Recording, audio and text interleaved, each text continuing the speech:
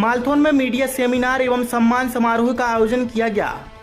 शनिवार को ब्रह्म कुमारी की मालथौन सेवा केंद्र पर संस्थान की मीडिया विंग की ओर से मीडिया सेमिनार एवं पत्रकार सम्मान समारोह का आयोजन किया गया, जिसमें लोकतंत्र का चौथा स्तंभ मीडिया समाज का सशक्त माध्यम है जो आमजन को शिक्षित जागरूक करने के साथ दिशा प्रदान करता है।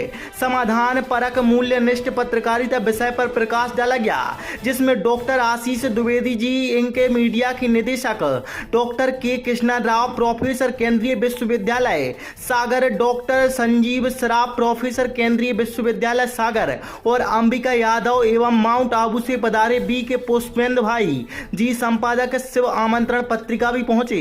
देखा जाता है कि भगवान वहाँ अर्जुन को पढ़ा रहे हैं और आप कई विद्वान जिन्होंने गीता को पढ़ा होगा तो आपने अनुभव किया होगा कि अर्जुन जिसने अपने दम पर इतने बड़े बड़े युद्ध एक बाहुबल पर जीते और कुरुक्षेत्र में जाकर उसने अपने सारे हथियार डाले, जिसको गीता में कहा गया है कि वो विषादग्रस्त हो गया था। क्या शब्द यूज किया है गीता में? विषादग्रस्त। आज की भाषा में हम उसको बोलते हैं डिप्रेशन। और उस डिप्रेशन का कारण क्या है? मैं माना देह और देह की दुनिया और भगवान से मिलना है। अर्जुन ने जितने भी प्रश्न किए आप उठाकर देख लीजिए जो गीता, उसमें सारे संसारिक प्रश्न पूछे गए। अर्जुन ये मेरे काका हैं, ये मेरे गुरु हैं जिन्होंने मुझे धनुष बाण चलाना सिखाया, ये मेरे दो पितामह हैं जिन्होंने मुझे कंधे पर बैठकर बड़ा किया है, खिलाया है, मैं इनको कैसे, इन्होंने मुझे ये सिखाया, मैं कैसे। परंतु गीता एकमात्र ऐसा उपदेश ग्रंथ है जिसमें सारे सांसारिक प्रश्नों का उत्तर परमात्मा ने आध्यात्मिक रीति दिया है। वहाँ अर्जुन कह रहे हैं ये काका मामा चाचा है और भगवान अर्जुन से कह रहे हैं कि तुम शरीरों को देख रहे हो, तुम मारो इनको, तुम नहीं मारोगे तो मैं मार दूंगा, कोई और मार देगा, क्योंकि शरीर तो वैसे ही मरा पड़ा। तुम इस शरीर को देख रहे हो परंतु इस शरीर को चलाने वाली तो एक चैतन्य शक्ति आत्मा है और आत्मा अजर अमर अविनाशी। गीता में लिखा हुआ है नैनम चंदन की सुस्तानी नैनम रहता। भाई साहब कह रहे थे कि कट्टर हिंदू बन रहे हैं, कट्टर मुसलमान बन रहे हैं। क्षमा चाहूंगी अगर कोई इस बात को लिखा ना ले, परंतु आज कोई एक कट्टर इंसान बनना नहीं चाहता और गीता जो उपदेश देती है वो कट्टर इंसान बनने का ही देती है। सर्वधर्म समभाव की शिक्षा देती है, जिसमें हम सभी अपने को वसुदेव कुटुंबकम की भावना से प्रेरित होकर इस संसार को देख सकते हैं। मूल्यों के साथ पत्रकारिता करना एक अपने आप में बड़ा चुनौती का विषय है, लेकिन आप सभी से ये निवेदन ये भी है कि आप सप्ताह में डेली नहीं हो सकती तो एक ऐसी खबर करें जिससे समाज को प्रेरणा मिले, क्योंकि आज समाज में ऐसे लोगों का अभाव है जो जिनको पढ़ के या देख के हमारा जीवन प्रेरित हो, हमें कुछ करने की लालसा हो, तो अपने समाचारों में ऐसी खबरों को प्राथमिकता दें कि जो समाज में बहुत अच्छा कार्य कर रहे हैं, जैसे दीदियाँ ऐसा कार्य करते हैं, ऐसी और भी संस्थाएँ हैं और भी लोग हैं व्यक्तिगत करते भी हैं, कई सामाजिक संस्थाएँ हैं, तो उनको आप बढ़ावा दें तो एक दूसरे को देख के लोगों को प्रेरणा मिलेगी, वो अच्छा काम करने के लिए प्रेरित होंगे। तो साथ में आज हम देखते हैं कि पत्रकारिता में हम समस्या तो बता दें लेकिन समाधान पर बात नहीं करते। तो जरूरत ये है कि हमारे आसपास की जो समस्याएं हैं उनके साथ हम समाधान ही पेश करें कदम के साथ कि इसका समाधान हम समस्या बताते हैं, सड़क में इकट्ठे हो गए उनको जुड़ जाते हैं, तो उसका समाधान क्या हो सकता है, कैसे वो लोगों को निजात मिल सकती है, उस पर भी बात करना होगी ऐसे मुझे लगता है।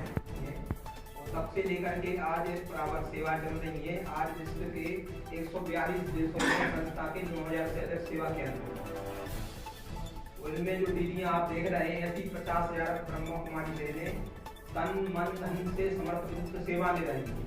इनके जीवन का एक ही लक्ष्य है कि हमारा समाज है तो शांति हो, सभी के जीवन में आनंद हो और मूल्यनिष्ठ समाज बने।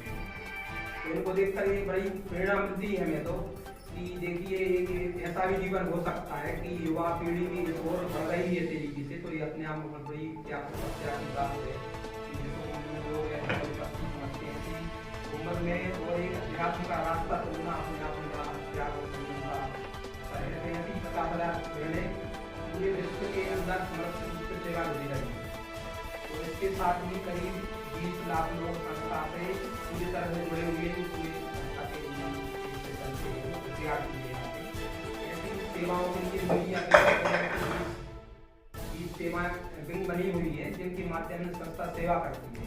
जैसे मीडिया विंग है, एजुकेशन विंग है, पॉलिटिकल विंग है, राजनीतिक है, वो शिक्षा विंग है, और ऐसी समाज सेवा विंग है। इस भाषा का नहीं, इस जाति उस जाति का नहीं, ये जो समाज में विद्रुपताएं पैदा हुई है उस सब को लेकर पत्रकारिता की भूमिका बहुत बड़ी हो जाती है। पत्रकारिता का काम सूचनाओं का कट पेस्ट करना नहीं है, यहाँ से आया यहाँ रिवर्स किया यहाँ फॉरवर्ड किया।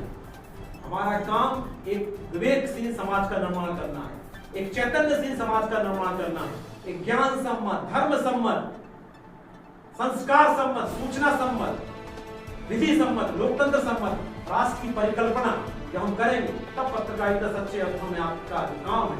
सूचनाएं तो कोई भी दे देगा, सूचनाएं देने का काम नहीं है आपका। सूचना तो बहुत सारी स्रोत है, इस समय तो बमबारी है सूचनाओं की। व्हाट्सएप कितने सारे ग्रुप है, इतना सारा सोशल मीडिया है, इतने चैनल्स हैं, बमबारी हो रही है। उन सारी सूचनाओं में से आपके काम की सूचना कौन सी सूचना किसको संप्रेषित करना है और उस सूचना का क्या समाज पर प्रभाव होगा, इस विवेक के साथ जब पत्रकारिता करते हैं तब समाज का निर्माण होगा। बात जब आती है, देखिए कहना बहुत सरल है, मैं जो कह रहा हूं लिखना बहुत सरल है, लेकिन जब उसको अपने जीवन में क्रियान्वित करने की बात आती है तो हमारे पैर कांप जाते हैं, जुबान लड़खड़ा जाती है। ये कैसे होगा? कह तो दिया है, बहुत आसान है, इसलिए कहते हैं पर उपदेश कुशल बहुत देर।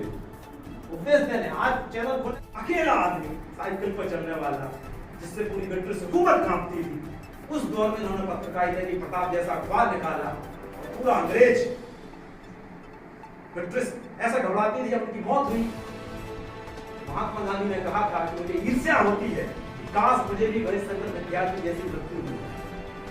इतने आसमानी इरादों वाले लोग इस देश में रहे हैं या इस पेशे में हैं, तो कुछ अपने हाथ से जितना भी पुण्य कर्म हो सकते, जितनी भी चीजों का बदल सकते, तब जाके कहा जाए चीजों ना कमानो को तलवार निकालो, जब तुम को निकालो तो अखबार निकालो। पत्रकारिता का जज्बा बचा रहे, पत्रकारिता का पेशा बचा रहे। पत्रकारिता और पेशों जैसा नहीं है, ये अलग किस्म का पेशा है। सर्द है सफर और हाथ है बंधे, किससे कहे कि पांव का कांटा निकालो, ये पत्रकारिता। ठीक है, मैं अनुभव नहीं करता। इस ईश्वरीय विश्वविद्यालय में हम सब उस परमात्मा को पिता के रूप में स्वीकार करते हैं, हम उसके बच्चे हैं और वो हमारा पिता है। हमने किताबों में तो पढ़ा है, जिसने सूरज चांद बनाया, जिसने तारों को चमकाया, हम उस ईश्वर के गुण गाए। भक्ति में गाते भी हैं लेकिन अनुभव नहीं करते। हम इस ईश्वर विश्वविद्यालय में उस परमात्मा को पिता का स्वरूप मानते भी हैं, उसको याद भी करते हैं और हर कार्य के अंदर उसका प्रयोग भी करते हैं, उसको महसूस भी करते हैं और हमें महसूस होता है कि वो पिता हमारे साथ। हम धर्म के काम पर चलते हैं। पहले तो देखो हम लोग किसी को पहचानते नहीं थे, जब ब्रह्मा कुमारी बने तो हम जानते थे कि आप लोग बने, लेकिन जब हमने संकल्प लिया ब्रह्मा कुमारी बनने का तो हमारे मन में केवल एक ही इच्छा थी कि मुझे विश्व कल्याणकारी बनना है, विश्व का कल्याण करना है। अब विश्व का कल्याण करना है तो मेरे साथ में इतने सारे भाई हैं, इतना सारा विश्व है, मुझे पूरे विश्व का कल्याण करना है। तो विश्व का कल्याण करने की और हमारा जो पिता है वो कल्याणकारी पिता है और हम ऐसे कल्याणकारी पिता की हम संतान हैं, तब उसका अनुभव करते, उसका महसूस करते। हम देह नहीं, एक चैतन्य शक्ति आत्मा है और आत्मा का जो पिता है वो एक परम पिता परमात्मा है और हम सब उसके बच्चे हैं। हमारी आत्मा के 7 गुण हैं। आज हर एक मनुष्य को आत्मा के गुणों का मालूम नहीं। हमारी आत्मा के 7 गुण है। आत्मा शांत स्वरूप है, पवित्र स्वरूप है, आनंद स्वरूप है, सुख स्वरूप है और शक्ति स्वरूप। जब हम इस संस्था में आते हमें ये आत्मा के गुणों का एहसास होता है अनुभव करते हैं तो हमारी आत्मा शक्तियों से भरपूर हो जाती है। वो शांत स्वरूप बनती है, वो प्रेम स्वरूप बनती है, वो आनंद स्वरूप बनती है, वो सुख स्वरूप बनती है, वो ज्ञान स्वरूप बनती है और वो शक्ति स्वरूप बनती है। ये भाई ये हम सबका शरीर प्रकृति के पंच तत्वों से मिला करके बना है और प्रकृति के पांचों तत्व सबके लिए समान है। ऐसा है कि आपके लिए कुछ कोई और है, मेरे लिए कोई और है, नहीं, सबके लिए समान है। हम सब एक है, विश्व एक परिवार है। तो बंधुत्व भाव की भावना हमारी यहाँ से पैदा हुई। चल रही हैं, जो भी समाचार आपको मिलते हैं वो सही बात है। तो आप देखेंगे कि समाचारों के अंदर जो कंटेंट की हम लोग बात करते हैं तो आधे से कंटेंट नेगेटिव है और आधे से ज़्यादा कंटेंट नेगेटिव है।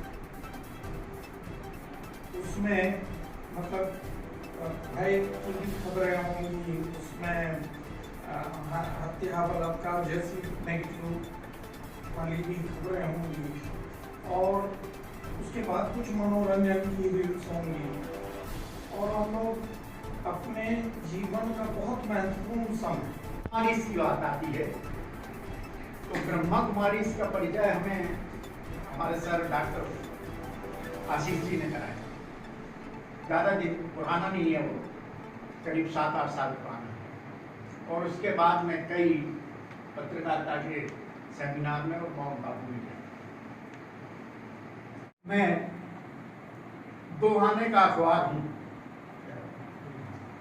लेकिन शहर में आग लगाने को काफी